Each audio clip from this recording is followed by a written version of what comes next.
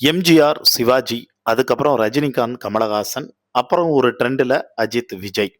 இதுல எம்ஜிஆர், சிவாஜியும் ஆரம்ப காலகட்டத்தில இருந்து அவங்களுக்கு அரசியல் ரீதியா கருத்து வேறுபாடுகள் இருந்தாலும், ஒரு நல்ல நண்பர்களா வந்து இருந்தாங்க.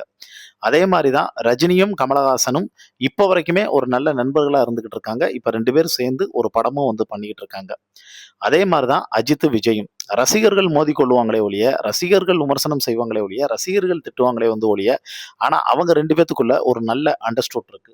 ரீசென்ட்டா அஜித்தோட மனைவி நடிகை ஷாலினி ஒரு நிகழ்ச்சியில வந்து கலந்துக்கிட்டாங்க. கலந்துக்கிட்டப்ப, அதுல அஜித் சார், விஜய் சார பத்தி என்ன நெனப்பாரு அப்படின்னு வந்து கேட்டப்ப, நீங்க நெனைக்கிற மாரிலாம் வந்து இல்ல.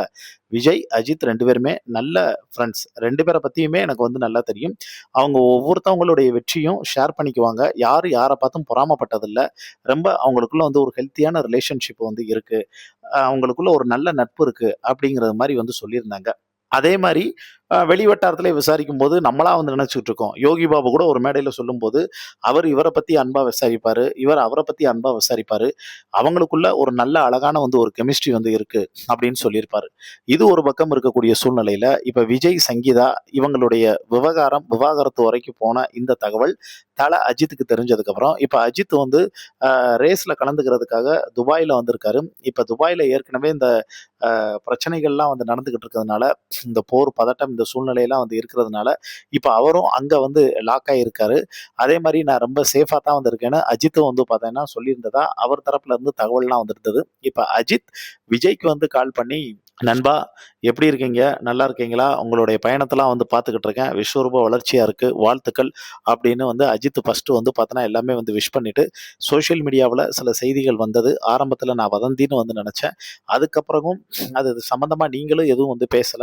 அதுக்கப்புறம் நாளடைவுல அந்த செய்திகள்ல ஏதோ கொஞ்சம் உண்மை தன்மை வந்து இருக்குது அப்படின்னு வந்து நெனச்சேன். ஆனா இருந்தாலும் இப்ப நீங்க ஒரு தலைவரா வந்திருக்கீங்க. நீங்க எந்த ஒரு முடிவு எடுத்தாலும், அந்த முடிவு உங்களுடைய ஃபேமிலில இருக்கக்கூடிய யாரையும் ஹர்ட் பண்ணாம வந்திருக்கணும். முக்கியமா உங்க பசங்கள வந்து ஹர்ட் பண்ணிறக்கூடாது நண்பா. இது அட்வைஸ் இல்ல. ஒரு ஃப்ரெண்டா, ஒரு வெல் விஷரா நான் உங்ககிட்ட வந்து பார்த்தேன்னா ஷேர் பண்ணிக்கிறேன்னு ரொம்ப அக்கறையா வந்து சொல்லியிருக்காரு. அதுக்கு விஜயும் ரொம்ப தேங்க்ஸ் நண்பா அப்படிங்கிறது மாரி அஜித்துக்கு வந்து சொன்னதாவும், இப்ப சோசியல் மீடியாவுல ஒரு செய்தி வந்து பரவிக்கிட்டு இருக்கு. பட் இது அஃபிஷியலா 100% எவ்வளவு தூரம் வந்து உண்ம, அதிகாரப்பூர்வமா இது எவ்வளவு தூரம் வந்திருக்கு, அந்த ஆடியோலாம் ரிலீஸ் ஆயிருக்கா அப்படின்னு வந்து கேட்டா, அது வந்து கொஸ்டின் மார்க் தான். பட் இருந்தாலும் அஜித்த எல்லாருமே இப்போ வரைக்கும் கொண்டாடுறதுக்கு வந்து ரீசன் தனிமனித ஒழுக்கத்திலயும் சரி, அவர் ரசிகர் மன்றத்த வந்து கலைச்சு என்னுடைய சுயநலத்துக்காக நான் பயன்படுத்த மாட்டேன்னு சொன்னதும் சரி, எல்லா விஷயத்திலயும் அஜித்த இப்போ வரைக்கும் ரசிகர்கள் தலையில தூக்கி வச்சு கொண்டாடுறதுக்கு வந்து காரணம், அவர்ட்ட இருக்கக்கூடிய அந்த பேசிக் டிசிப்ளின். சில ரசிகர்கள் இப்ப சொல்லும்போது, அஜித்ட்ட இருக்கக்கூடிய அந்த நல்ல பழக்கமும், டிசிப்ளினும் விஜய்ட்ட வந்து இல்ல அப்படின்னு தங்களுடைய கருத்துக்களையும் சொல்லிட்டு வர்றாங்க. இத பத்தி உங்களுக்கு தோணக்கூடிய கருத்துக்கள கீழ இருக்கக்கூடிய கமெண்ட் பாக்ஸ்ல மறக்காம மென்ஷன் பண்ணுங்க.